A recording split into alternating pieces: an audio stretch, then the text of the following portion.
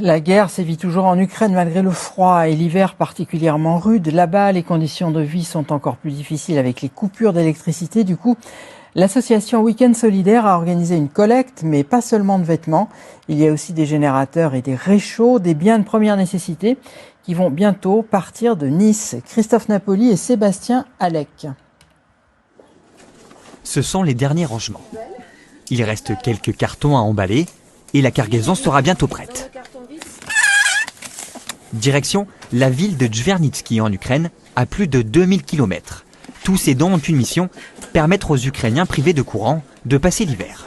C'est très particulier que les demandes qu'on a en ce moment, c'est les groupes électrogènes, c'est les vêtements très chauds, c'est les couvertures, même les couvertures qui sont en mauvais état. Pourquoi? Parce qu'en fait, c'est avec les couvertures que les gens essaient d'isoler les appartements et les maisons. Ces 4 générateurs neufs ont été offerts par un donateur, valeur 2000 €. D'autres, usagés, serviront aussi. Tout partira le 6 janvier de ce hangar. Destination un orphelinat et un hôpital militaire. Les besoins sont innombrables. Alors là, ce sont tous les lits médicalisés qui ont été récupérés, qui vont partir avec le reste des dons, et qui sont destinés aux hôpitaux ukrainiens.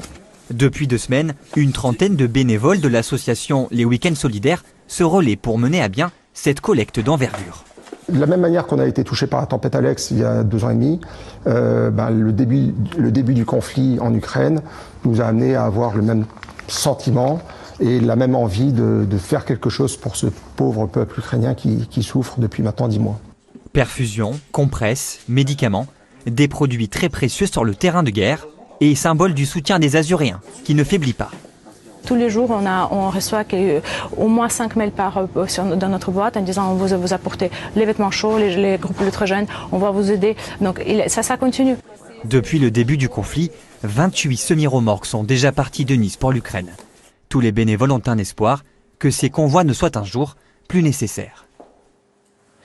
C'est un problème plus futile mais à ne pas négliger, surtout quand on est petit. En ce moment, dans les magasins